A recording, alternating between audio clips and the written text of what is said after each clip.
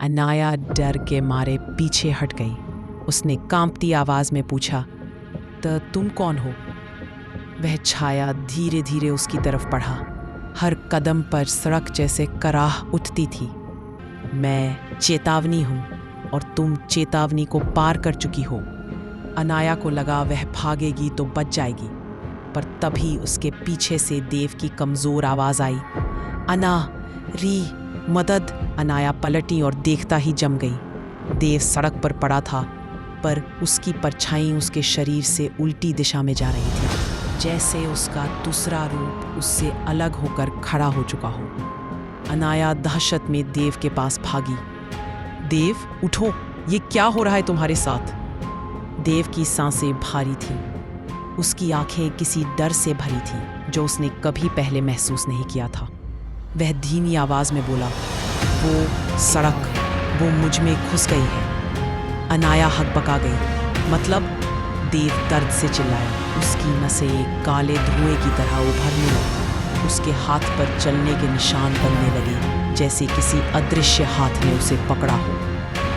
अनाया, यहाँ से चली जा अभी। मैं नहीं रहूँगा। छाया वाला आदमी अब उनके बिल्कुल पास आ चुका था। वो बोला, तुम दोनों ने जिस औरत को देखा, वह सिर्फ एक आत्मा नहीं थी। वह इस सड़क की मालकिन है और उसने तुम्हारे को चुन लिया है। अनाया ने कांपकर पूछा, कौन? वह छाया देव की ओर झुका। ये अब तुम्हारा देव नहीं, ये अब उसका है। देव की गिरफ्त अचानक काली हो गई। उसे अचानक ऐसे झटके लगे जैसे बिजली दौड़ गई हो। उसकी आंखें पूरी तरह काली हो गई। अनाया रो पड़ी, देव, तुम खुद पर काबू रखो।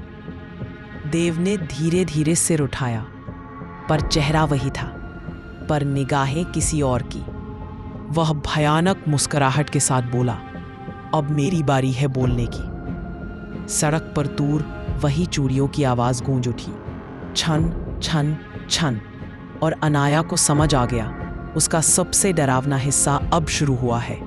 अनाया पीछे हट गई। उसके सामने खड़ा देव अब देव नहीं था। उसकी आंखें पूरी तरह काली, जैसे किसी ने अंदर की रोशनी खींच ली हो। उसकी मुस्कान इतनी अजीब थी कि अनाया की सांस रुक गई। देव ने धीरे धीरे गर्दन टेढ़ी की। एक हड्डी कटक की आवाज के साथ अपनी जगह से हटती सुनाई दी, और फिर उसने कहा, तुम दोनों ने मुझे सुलाया था, अब मैं जाग गया।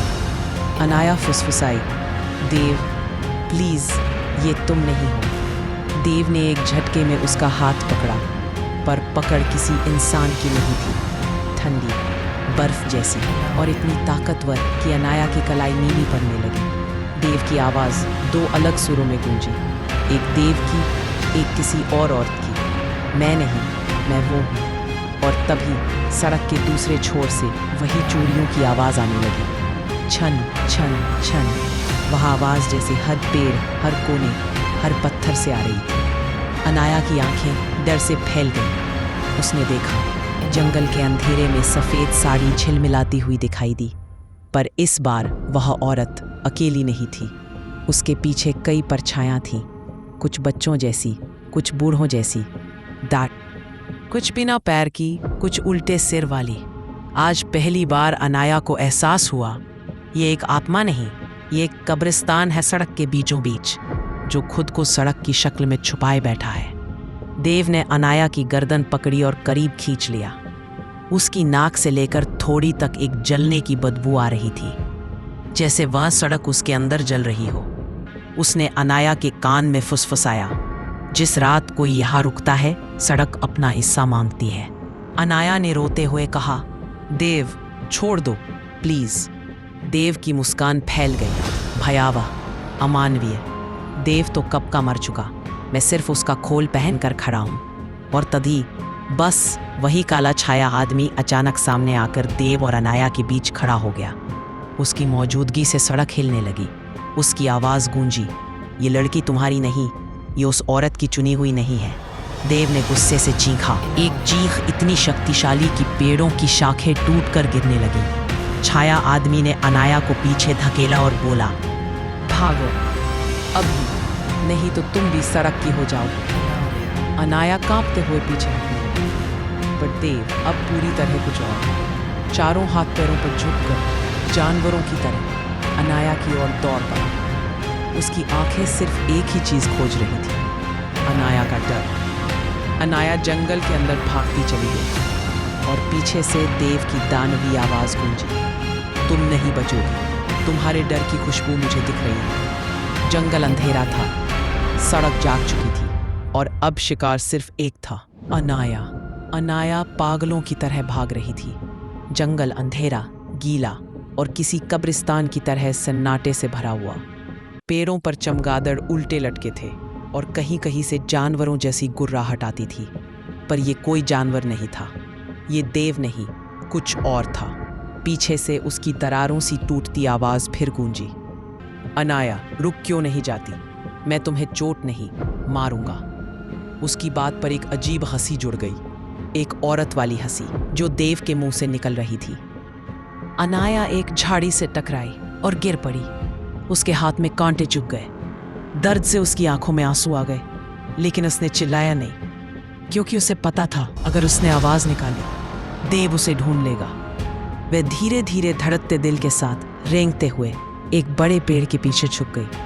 उसकी सांसें इतनी तेज थीं कि उसे अपना सीना फटता महसूस हो रहा था। और तभी सामने की सूखी पत्तियों पर कुछ गिरा। 1, 2, 3, ऐसे लगा कोई उल्टा लटका हुआ प्राणी पेड़ से नीचे सरक रहा हो। अनाया ने आंखें उठाकर देखा। पेड़ की जड़ में एक बूढ़ी औरत की लाश पड़ी थी, पर वह लाश आंखें खोलकर अनाया को देख रही थी। लाश ने सूखे होंठ हिलाए, भाग नहीं पाओगे।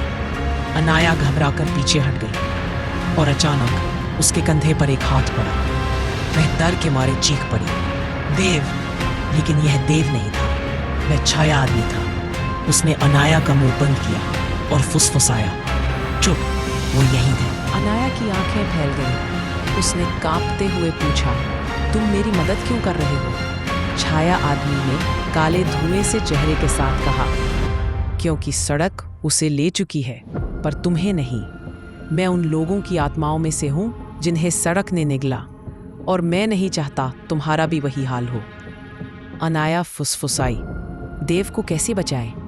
छाया आदमी चुप हो गया और धीरे से बोला, देव को बचाना अब संभव नहीं, तुम बस खुद को बचा सकती हो। इतने में जंगल की गहराई से एक खौफनाक आवाज आई, मानो कोई इंसान जमीन खरोंच रहा हो। अनाया, कहाँ छुपी हो? अनाया की सांसें रुक गईं। देव की आवाज अब जानवर की तरह भारी हो चुकी थी। छाया आदमी ने उसका हाथ पकड़ा, चलो जल्दी। दोनों भागे। पीछे देव ने उन्हें देखा और ऐसी गर्जना की कि पेड़ों पर बैठे पक्षी मरकर गिर पड़े। धड़ाम! देव पेड़ों को तोड़ता हुआ उनके पीछे दौड़ पड़ा। उसके कदमों की आवाज धड़धड़ाती थी, जैसे कोई लोहे का जानवर दौड़ रहा हो। अनाया को लगा वह अभी पकड़ ली जाएगी, पर तभी छाया आदमी उसे एक पुराने टूटे हुए मकान में ले गया। एक ऐसा घर जो लगता था सालों से किसी ने छुआ भी नहीं। वह बोला, ये घर इस सड़क के पुराने मालिक का है, यहाँ वो औरत नहीं आ सकती। अनाया ने कांपते हुए पूछा, कौन थी वो औरत? छाया आदमी उसकी आंखों में देखने लगा और बोला, जो औरत तुमने देखी, जिसकी चूड़ियाँ बजती हैं, वो कोई आत्मा नहीं, वो इस सड़क की देवी है, और जिसने एक बार उसे देख लिया वह जीवित नहीं रहता। अनाया को अचानक एहसास हुआ, देव को उसने देखा था और इसलिए देव मर चुका है। और तभी बाहर से एक आवाज सुनाई दी, अनाया। दरवाजा कांपा, घर की दीवार पर दरार पड़ी। देव पहुंच चुका था। देव की दानवी आवाज बाहर से गूंजी, अनाया, दरवाजा मत बंद करो, मैं ठंड में हूं। लेकिन आवाज में इंसानीपन बिल्कुल नहीं था। हर शब्द के पीछे किसी औरत की हंसी मिल रही थी, जैसे दो आवाजें एक साथ बोल रही हों। छाया आदमी ने अनाया को दीवार से चिपका दिया, बिल्कुल मत हिलना, आवाज मत करना, वो इस घर में प्रवेश नहीं कर सकता। लेकिन तभी दरवाजा जोर से कांपने लगा, धड़ाम धड़ाम। दरवाजे पर ऐसे वार हो रहे थे जैसे कोई लोहे का हथौड़ा मार रहा हो। अनाया काँप कर फुसफुसाई, तुमने कहा था वे अंदर नहीं आ सकता। छाया आदमी ने धीमे से जवाब दिया, वो नहीं, लेकिन तुम्हारा डर दरवाज़ा खोल सकता है। अनाया ने खुद को पीछे खींच लिया।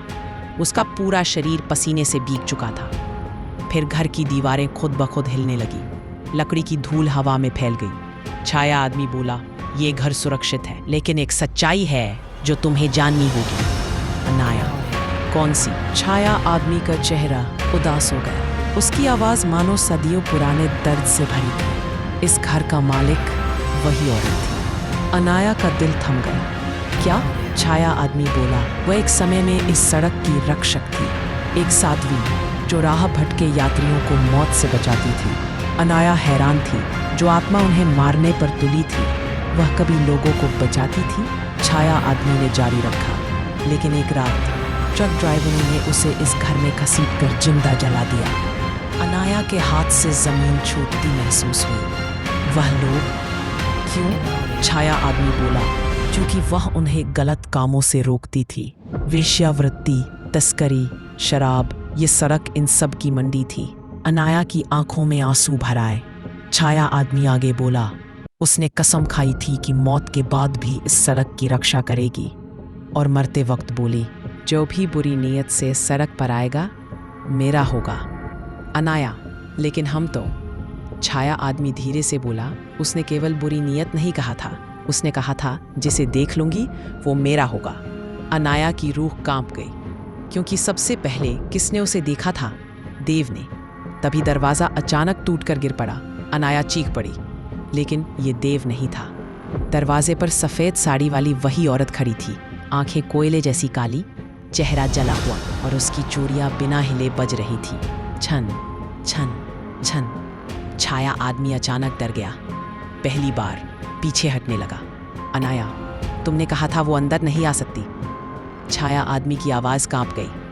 वो नहीं आ सकती थी जब तक उसका पसंद किया हुआ कोई अंदर न आ जाए। अनाया समझ नहीं पाई। छाया आदमी ने आंखें बड़ी करते हुए उसकी तरफ इशारा किया।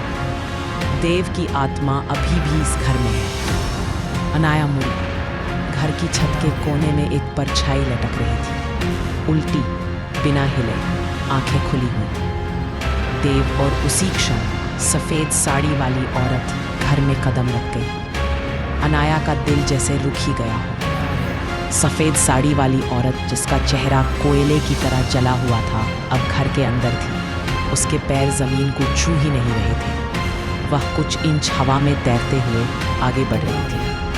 उसकी चूड़ियाँ अपने आप बज रही थी, छन छन छन।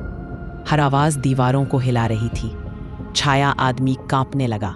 उसने पहली बार डर दिखाया। ये बहुत बुरा हुआ, बहुत बुरा। अनाया ने कोने में देखा। देव उल्टा लटका हुआ, दीवार से चिपका, और उसकी आंखें पूरी तरह सफ़ेद। कोई प्यूपल नहीं, कोई पलक झपकना नहीं, बस सफ़ेद खाली भूतिया आंखें। अचानक देव धीरे धीरे हिलने लगा। कोई आवाज़ नहीं, सिर्फ हिलना। फिर तप वह ऊपर से ज़मीन पर गिरा, लेकिन इंसान की तरह नहीं, चारों हाथ पैरों पर, जैसे कोई शिकारी जानवर। उसका चेहरा नीचे था, बाल ज़मीन पर लटक रहे थे। वह एक अजीब सूखी सी सांस ले रहा था, घुटी हुई, दबी हुई, जैसे किसी गले को भीतर से कोई दबा रहा हो। सफ़ेद साड़ी वाली औरत देव की ओर देखती है। उसकी आवाज़ दो अलग अलग सुरों में गूंजती है, उठ, तू अब मेरा है। देव धीरे धीरे अपना चेहरा उठाता है, और अनाया सदमे से पीछे गिर जाती है। एक आंख सफ़ेद, एक आंख काली, जैसे उसके अंदर दो आत्माएं लड़ रही हो। देव के होंठ हिलते हैं, एकदम धीमी, टूटी हुई आवाज़ में, अना या। अनाया रोते हुए बोलती है, देव, तुम हो, सुन सकते हो? देव का शरीर अचानक झटका खाता है। उसकी रीढ़ की हड्डी से कटक कटक की आवाज़ें आने लगती हैं। भयानक, कठोर, अमानवीय। सफ़ेद साड़ी वाली औरत बोलती है, ये अब मेरा दूत है। देव की गर्दन पीछे की ओर मुड़ जाती है, लेकिन उसकी आंखें अभी भी अनाया को देख रही थी। मदद करो, दोनों सुरों में आवाज़ निकलती है। छाया आदमी चिल्लाता है, भूल जाओ, ये देव नहीं, ये सड़क का चुना हुआ है। सफ़ेद साड़ी वाली औरत छाया आदमी की ओर घूमती है। उसकी आंखों से काला धुआं निकलता है। तू चुप रह, तेरी मौत तो पहले ही हो चुकी है। और एक पल में वह औरत हवा में उछलकर छाया आदमी पर टूट पड़ती है। उसका हाथ उसके सीने के आर पार चला जाता है, बिना खून, बिना आवाज़, जैसे इसी प्रेत का दिल निकाल लिया हो। छाया आदमी जमीन पर गिरते हुए फुसफुसाता है, अनाया, भागो, ये घर भी उसका है। देव अब चारों पैरों पे चलकर उसकी तरफ बढ़ रहा था। उसका चेहरा बीच बीच में बदल रहा था, कभी देव, कभी कोई जली हुई औरत, कभी खाली अंधेरा चेहरा। अनाया रोते हुए पीछे हटती है। देव प्लीज। देव की आवाज़ फट जाती है। अचानक उसकी सफ़ेद आंखें पूरी तरह काली हो गई। देव ने एक भयानक चीख मारी, इतनी जोरदार कि पूरी दीवारें टूटने लगी। सफ़ेद साड़ी वाली औरत मुस्कुराती है, अब ये पूरी तरह मेरा हो चुका। देव पागल जानवर की तरह अनाया की ओर झपटता है। इसी पल घर की सारी लाइटें एक साथ बुझ जाती हैं। अंधेरा, पूरी तरह अंधेरा। अनाया को बस देव की सांसें सुनाई दे रही थी अपने ठीक पीछे। पूरा घर अचानक काली मौत जैसा अंधेरा हो गया, इतना गहरा कि अनाया अपनी उंगलियां भी नहीं देख पा रही थी, लेकिन उसे सुनाई दे रहा था पीछे से देव की भारी टूटी हुई सांसें। हा हा हा हा, हर सांस में जलने की बदबू, मानो किसी की राख उसके गले में भरी हो। अनाया की आंखें फैल गईं। वो धीरे धीरे बिना आवाज किए पीछे हटने लगी। अचानक कर्क कर्क एक लकड़ी की ध्वनि, जैसे कोई 2 उंगलियों से फर्श खुरच रहा हो। वो देव था, जमीन पर रेंगता हुआ, अंधेरे में उसे सूखता हुआ। उसकी आवाज आई, तुम यही हो। अनाया ने सांस रोक ली। उसका सीना दर्द कर रहा था, पर अगर वह सांस लेती, देव उसे सुन लेता। धीरे से, बहुत धीरे से वह पीछे दीवार की ओर सरकी। उसका हाथ कुछ गीले पर लगा। उसने उंगलियों से छुआ और अचानक महसूस किया, ये दीवार नहीं थी, ये एक चेहरा था, एक मरा हुआ चेहरा जिसकी आंखें फटी हुई थीं और मुंह खुला हुआ। अनाया डर के मारे चिल्ला पड़ती, लेकिन उसी पल किसी ठंडे हाथ ने उसका मुंह बंद कर दिया। वह छाया आदमी था, आधा मरा हुआ, आधा गायब, लेकिन अभी भी कहीं कहीं दिख रहा था। उसकी आवाज़ टूटी हुई थी, आवाज़ मत, नहीं तो वह खा जाएगा। अनाया रो पड़ी। छाया आदमी ने दीवार की तरफ इशारा किया। उधर एक पुरानी सीढ़ी है, ऊपर जाओ छत पर। अनाया ने धीरे धीरे आगे बढ़ना शुरू किया। अंधेरा इतना घना था कि उसे दीवार की दरारें महसूस करके रास्ता ढूंढना पड़ रहा था। तभी पीछे से एक खरखराती आवाज़ आई, मैंने तुम्हें देख लिया। देव की आवाज़। अनाया का दिल किसी ने निचोड़ दिया। वह तेज़ी से दरवाजे की ओर भागी, लेकिन वही थक, उसके पैर किसी चीज़ से टकराए और वह गिर गई। ज़मीन पर गिरते ही उसके हाथ किसी इंसान के बालों पर पड़े, कटे हुए बाल। वह चीखने ही वाली थी कि देव की उंगलियां उसके पैर को छू गई। उसकी आवाज़ औरत और मर्द की मिली जुली, अब तो नहीं बचेगी। अनाया ने पूरी ताकत से पैर खींचा और रेंगते हुए सीढ़ियों की ओर दौड़ी। देव चारों पैरों पर उसके पीछे दानव की तरह दौड़ रहा था। उसकी उंगलियां जमीन पर घसीटते हुए तेज खरोच की आवाज कर रही थी। अनाया सीढ़ियां चढ़ गई। देव ने नीचे से छलांग लगाई, लगभग उसे पकड़ते पकड़ते चूक गया। सीढ़ियों का पुराना लकड़ी वाला हिस्सा टूट गया। अनाया ऊपर कमरे में घुसी और दरवाजा बंद कर लिया। देव नीचे से दीवार को ठोंकने लगा। उसके घुटने, हाथ और सिर दीवार पर टकरा रहे थे। धड़ाम धड़ाम धड़ाम, और वह चिल्ला रहा था, अनाया दरवाजा खोल, मैं अंदर आकर तुम्हें अपने जैसा बना दूंगा। अनाया पूरी तरह टूट चुकी थी। उसने कमरे की ओर देखा। कमरा खाली था। कमरे की खिड़की अपने आप खुली होती है। हवा नहीं थी। फिर भी पर्दा फड़फड़ाया और तभी ट्रंक के अंदर से थक थक थक की आवाज़ आई, जैसे कोई अंदर से बाहर आना चाहता हो। अनाया ने डर के मारे हाथ मुंह पर रख लिया। उसकी सांसें रुक गईं। अचानक बाहर से देव की आवाज़ बंद हो गई। पूरी खामोशी। फिर अनाया, उसकी आवाज़ खिड़की के बाहर से आई। वह अब ऊपर पहुंच चुका था। ट्रक खंबे के पास रुका तो हवा अचानक भारी सी हो गई, जैसे किसी ने पूरे जंगल पर एक गहरा काला पर्दा डाल दिया। रघु ने कांपते हुए मोबाइल की टॉर्च ऑन की और खंबे के पास जाकर देखने लगा। टॉर्च की रोशनी जैसे ही खंबे पर पड़ी, उसका दिल एक पल के लिए रुक ही गया, क्योंकि खंबे पर कुछ उकेरा हुआ था, खून से लिखा एक वाक्य, मैं वापस आ गई हूँ और इस बार ट्रक के साथ नहीं। रघु ने घबराकर पीछे देखा। ट्रक की हेडलाइट्स खुद ब खुद बंद हो चुकी थी। पूरा जंगल अंधेरे में डूब गया। अचानक ट्रक के पीछे का दरवाजा जोर से ढम करके बंद हुआ। रघु चौंक कर वापस दौड़ा, लेकिन जैसे ही वह ट्रक के पास पहुंचा, उसे लगा ट्रक हल्का सा हिल रहा है, जैसे अंदर कोई भारी चीज चल रही हो। कि कौन है अंदर? उसने टॉर्च ट्रक की ओर फेंकी, लेकिन टॉर्च गिरते ही अपने आप घूम गई और रोशनी ट्रक के नीचे गई, और वहां 2 पैर खड़े थे, पर इंसान के नहीं, पूरी तरह उल्टे।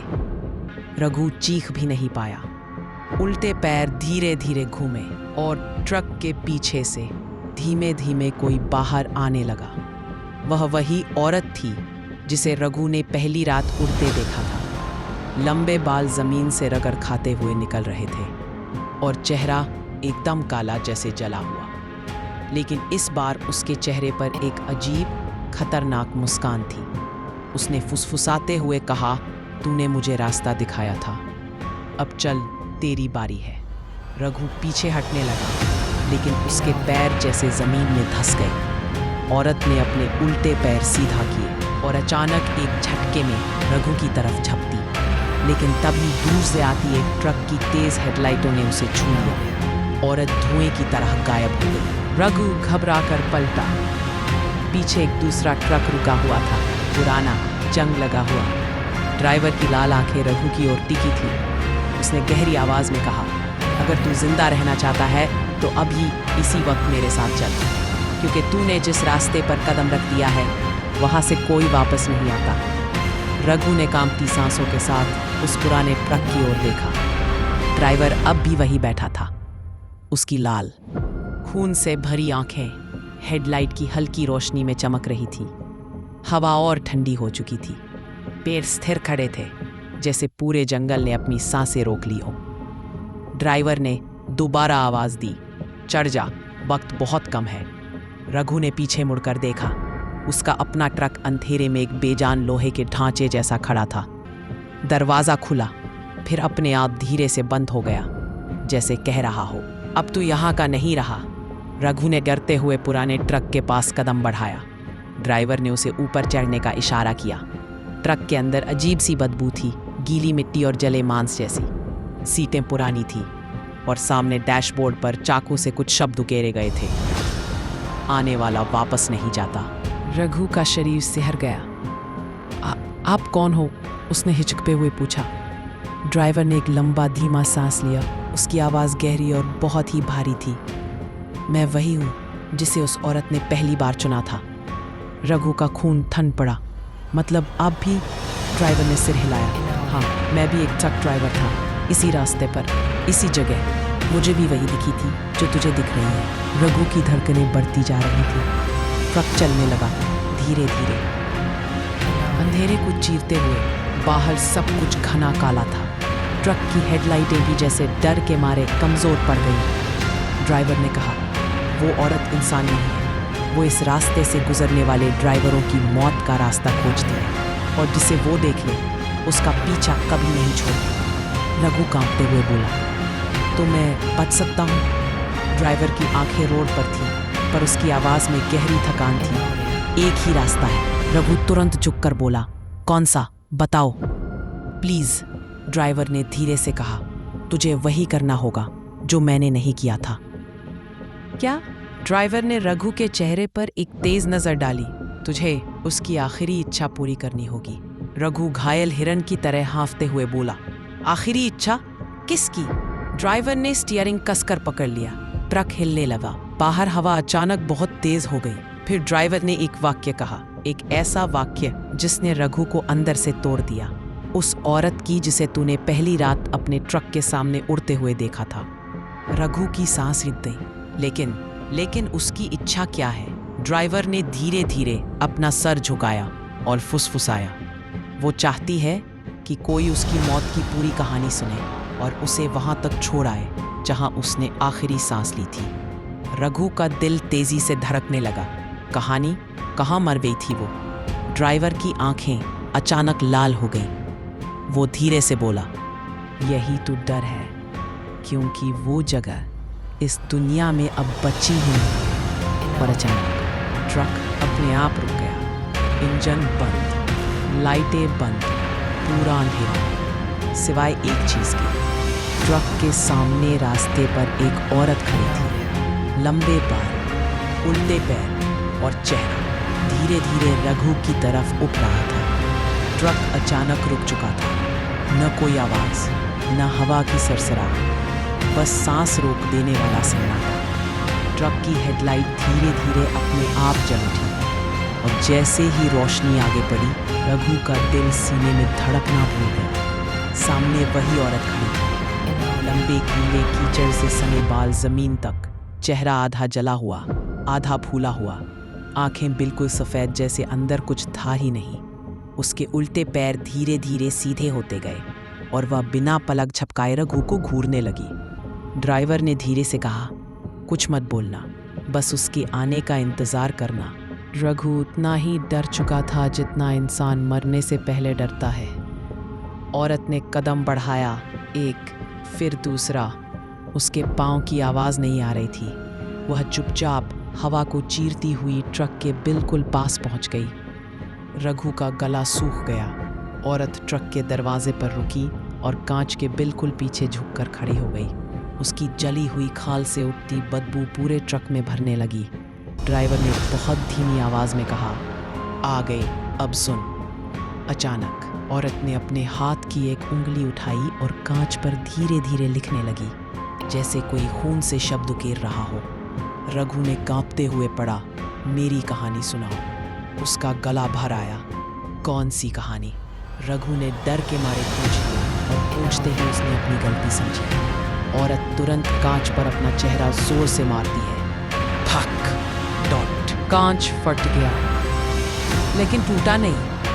औरत की गर्दन अजीब तरह से मुड़ी और उसने एक भयानक खरोंचती आवाज में कहा, जो कहानी मैंने मरते वक्त अधूरी छोड़ी थी। ड्राइवर घबरा गया। तुझे उससे बात नहीं करनी चाहिए थी, लेकिन अब देर हो चुकी थी। औरत ने डरावनी मुस्कान दी और हौले हौले ट्रक के दरवाजे से अंदर घुसने लगी। हाँ, दरवाजा खोला नहीं, वह अंदर घुस रही थी, मानो धुआं। उसका चेहरा रघु के बिल्कुल करीब था, सिर्फ 1 इंच दूर। उसने सुरीली लेकिन मौत जैसी ठंडी आवाज में कहा, मैं थी, एक पत्नी, एक माँ और एक शिकार। अचानक ट्रक की सारी खिड़कियां फट गईं। हवा तेज चीखने लगी और औरत का चेहरा बदलने लगा, धीरे धीरे, किसी पुरानी याद की तरह। वो अब उतनी डरावनी नहीं दिख रही थी। उसके चेहरे पर आंसू थे। उन्होंने मुझे जलाया जिंदा और मेरे बच्चे को छीन लिया। रघु डर और दया के बीच फंस गया था। औरत धीरे धीरे पास आई और बोली, मैं चाहती हूँ कि मेरी मौत की सच्चाई तू दुनिया को सुना। ड्राइवर चिल्लाया, मत मानना, ये जाल है, ये कहानी कभी खत्म नहीं होती। औरत ने उसकी तरफ घूर कर देखा और एक ही पल में ड्राइवर की गर्दन एक झटके में 180 डिग्री घूम गई। धड़, ड्राइवर वहीं मर गया। औरत ने रघु की ओर फिर से देखा। अब सिर्फ तू बचा है। रघु का शरीर बर्फ हो गया। औरत ने अपना हाथ उसकी छाती पर रखा। उसकी उंगलियां उसके शरीर में घुसने लगी। मेरी कहानी सुनाएगा? टॉर्च, ट्रक, सड़क, सब गायब हो रहे थे। रघु अंधेरे में खिंचता जा रहा था। रघु की आंखों के सामने सब कुछ धुंधला पड़ रहा था। उसकी छाती में औरत की उंगलियां धीरे धीरे और गहराई तक घुस रही थी। डैश डैश, पर दर्द नहीं हो रहा था, जैसे वह उसकी आत्मा को पकड़ रही हो। एक पल में दुनिया काली हो गई। फिर अचानक रघु खुद को किसी और समय, किसी और जगह में खड़ा पाया। उसके सामने एक पुराना गांव था, टूटे फूटे घर, धूल की सड़कें, दूर पहाड़, हर तरफ अजीब सी बेचैनी। उसने देखा लोग इकट्ठा थे, मशाले हाथ में, गुस्से से भरे हुए। बीच में एक औरत खड़ी थी, बिल्कुल वही जिसे रघु ने अभी अभी अपने ट्रक के पास देखा था। बस फर्क ये था कि अब वह जिंदा इंसान थी। उसका चेहरा साफ, मासूम, और उसकी गोद में एक छोटा सा बच्चा। भीड़ चिल्ला रही थी, ये डायन है, बच्चा अपशकुन है, इसे जला दो। रघु दंग रह गया। वह चिल्लाया, रुको, ये निर्दोष है, कोई इसे मत। लेकिन कोई उसे सुन नहीं रहा था। उसे एहसास हुआ वह अब सिर्फ एक दर्शक था, वो यहाँ कुछ बदल नहीं सकता। भीड़ ने औरत से बच्चा छीन लिया। औरत चीखते हुए गिड़गिड़ाई, मेरा बच्चा वापस दो, वो सिर्फ 6 महीने का है। लेकिन लोगों ने उसकी आवाज़ को पागलपन समझ लिया। कुछ मर्दों ने उसे रस्सियों से बांधा, उसे ज़मीन पर घसीटा, फिर गांव के बीचों बीच एक लकड़ी के ढेर के पास ले गए। औरत रोते हुए बोली, मैं कोई डायन नहीं, मैं तो बस एक माँ हूँ। लेकिन भीड़ और ज़ोर से चिल्ला रही थी, खासकर एक आदमी, काले कपड़े, बड़ी मूछें और हाथ में डंडा। वो गुस्से में चिल्ला रहा था, इसी के आने के बाद मेरी पत्नी मरी, गांव सूखा पड़ा है, ये औरत मनहूस है, जलाकर ख़त्म करो इसे। रघु काँप गया। उसे समझ आया ये आदमी ही उस औरत की मौत का असली कारण था। उस आदमी ने मशाल उठाई और आग को लकड़ियों के ढेर से छुआ दिया। सबसे पहले धुआं उठा, फिर चटकने की आवाज़, और कुछ ही सेकंड में लकड़ियाँ, औरत, सब आग की लपटों में लिपट गए। औरत दर्द से तड़प रही थी। उसकी चीखें, उसकी आंखों से बहता दर्द जैसे हवा को चीरता हर पल रघु के अंदर उतर रहा था। रघु चीख पड़ा, रुको, ओहे कोई रोक लो, ये गलत है। पर कोई उसे सुन नहीं सकता था। औरत जलती हुई आखिरी बार आसमान की ओर देखती है और अपने बच्चे का नाम पुकारती है, आरव, मेरा बेटा। कुछ सेकंड बाद उसकी आवाज़ बुझ जाती है। पूरा गांव घुटने टेक खामोश खड़ा था। और तभी औरत की आधी जली आत्मा धीमे धीमे रघु की तरफ मुड़ी। उसकी आंखें अब खून की तरह लाल हो चुकी थी। उसने अपना हाथ उठाया और रघु की तरफ इशारा किया, देख लिया, अब बाकी सुन। रघु की आंखें एकदम सफ़ेद पड़ गईं, क्योंकि औरत अचानक फिर से दुनिया बदल देती। इस बार रघु गांव के बाहर खड़ा था, उसी रात, और वही आदमी जिसने औरत को जलाया था, काले कपड़ों में, कंधे पर उसका बच्चा आरव लटकाए हुए चल रहा था। लेकिन बच्चा बेखबर था, क्योंकि वह मर चुका था। रघु की आंखों के सामने सब कुछ धीरे धीरे साफ हो रहा था। वह अब एक सुनसान पगडंडी पर खड़ा था। ठंडी हवा बह रही थी और सामने वही आदमी चल रहा था, वही आदमी जिसने उस औरत को जिंदा जलाया था। उसकी दाह पर लटका हुआ बच्चा आरव बिल्कुल शांत था। उसका शरीर नीला पड़ चुका था। स्पष्ट था वह कई घंटों से मर चुका था। रघु का दिल धड़कना बंद हो गया। आदमी बार बार पीछे मुड़कर देख रहा था, डरा हुआ, घबराया हुआ, जैसे कोई पीछा कर रहा हो। अचानक पैरों के बीच से एक ट्रक के इंजन की हल्की आवाज आई। रघु चौंक गया। ये क्या है? ये तो ट्रक की आवाज है, उसने खुद से कहा। और फिर एक पुराना बड़ा ट्रक रास्ते पर आकर रुका।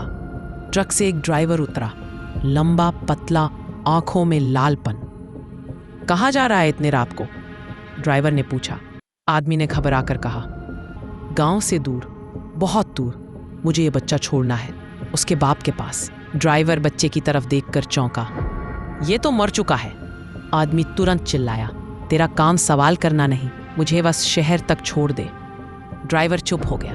कुछ पैसे मिले और वह आदमी मर चुके बच्चे को लेकर ट्रक में चढ़ गया। रघु भय से कांप रहा था। उसे अब धीरे धीरे समझ आ रहा था, जिस ट्रक ड्राइवर ने बच्चे की लाश को शहर तक पहुंचाया था, वही पहला इंसान था जिसने उस औरत की आत्मा को अपने सामने देखा। ट्रक चल पड़ा। आदमी पीछे बैठा था और बच्चे का छोटा ठंडा शरीर उसकी गोद में था। रात गहरी होती जा रही थी। अचानक ट्रक के पीछे की सीट पर एक ठंडी हवा चली। वही औरत अधजली धीरे धीरे प्रकट होने लगी। उसकी आंखें आग की तरह जल रही थी। उसने बच्चे के मृत शरीर को देखा। उसे अपनी गोद में लिया और ज़मीन पर बैठकर धीरे धीरे रोने लगी। ड्राइवर ने रियर व्यू मिरर में उसे देखा और उसकी जान हलक में अटक गई। उसने तुरंत ब्रेक मारा। ओए, कौन है पीछे? आदमी चिल्लाया। कुछ नहीं, तू ट्रक चला। लेकिन ड्राइवर पीछे मुड़ा और पहली बार उसी रात उस औरत की आत्मा का सामना हुआ।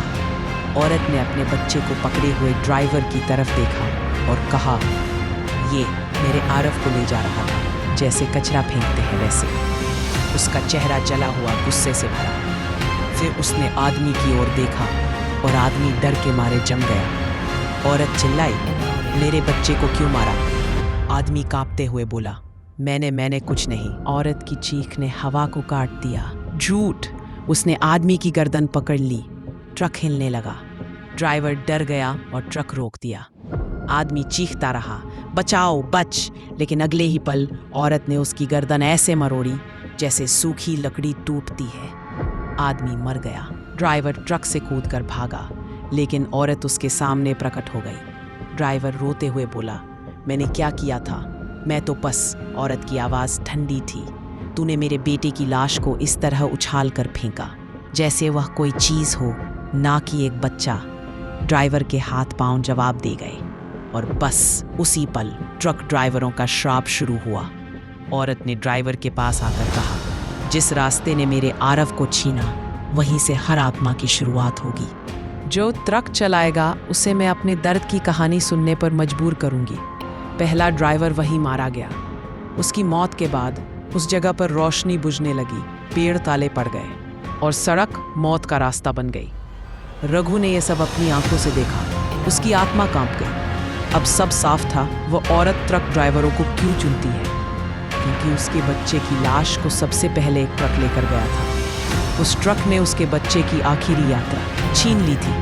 और तभी अचानक औरत की आत्मा रघु के सामने प्रकट हुई। उसका चेहरा अब फिर से जला हुआ था, आंखें सफ़ेद, और वह सीधे रघु की आंखों में देखते हुए बोली, अब तू मेरा काम पूरा करेगा। रघु घबरा गया। कौन सा काम? औरत ने हौले हौले जवाब दिया, मेरे आरव की असली मौत किसने की थी, उसका सच दुनिया तक पहुंचा। रघु का दिल जोरों से धड़कने लगा। वह औरत करीब आई, पर अगर तूने मुझे धोखा दिया, उसकी आवाज़ में मौत की गूंज थी, तो मैं तेरी जिंदगी उसी रात पर रोक दूंगी जिस रात तूने मुझे पहली बार देखा था। रघु ने कांपते हुए पूछा, अब मैं कहाँ जाऊं? औरत धीरे से फुसफुसाई, वहां जहां मेरा आरव आखिरी बार जिंदा देखा गया था। और अचानक रघु वापस अपने ट्रक के अंदर था। सीने पर जलन, सांसें तेज, लेकिन इस बार उसके ट्रक के शीशे पर खून से लिखा था, शुरुआत अब होगी। रघु हांफते हुए ट्रक की सीट से उठता है। ट्रक का इंजन बंद था, पर उसके आसपास की हवा भारी, दबाव भरी और अदृश्य चीखों से भरी लग रही थी। उसकी छाती पर जले हुए उंगलियों के निशान थे, ठंडे पर दर्दनाक। खिड़की पर लिखा खून का वाक्य अभी भी चमक रहा था, शुरुआत अब होगी। रघु ने कांपते हुए बाहर झांका। सड़क वही थी, लेकिन माहौल पूरी तरह बदल चुका था। पेड़ झुक गए थे, जैसे किसी भारी डर के आगे सिर झुकाते हो। रघु ने गहरी सांस ली और ट्रक का इंजन चालू किया। अब उसे उस जगह जाना था जहां आरव आखिरी बार जिंदा देखा गया था। उसे वही पुराना बुझा हुआ बोर्ड याद आया जो उस रात जंगल में दिखा था। वादलीपुर गांव 3 किलोमीटर। समझ चुका था, सबकी जड़ वही है। ट्रक धीरे धीरे उस अंधेरे रास्ते में घुस गया।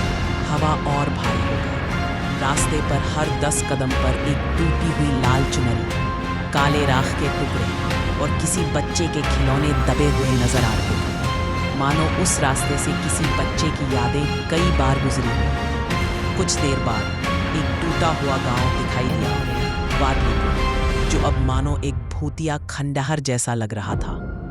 घर टूटे हुए, दरवाजे लटके हुए, पैरों पर काली राख चिपकी हुई। रघु ने ट्रक सड़क के बीच रोका और उतर गया। अचानक कहीं दूर से बच्चे के रोने की हल्की आवाज आई। रघु का खून जम गया। आवाज धीरे धीरे तेज होती गई। ऊं ऊं ऊं। एक बच्चा जंगल के अंदर धीरे धीरे रो रहा था। रघु हिम्मत करके आवाज की दिशा में चल पड़ा। पत्तों के बीच एक टूटी हुई झोपड़ी थी। दरवाज़ा हवा से नहीं।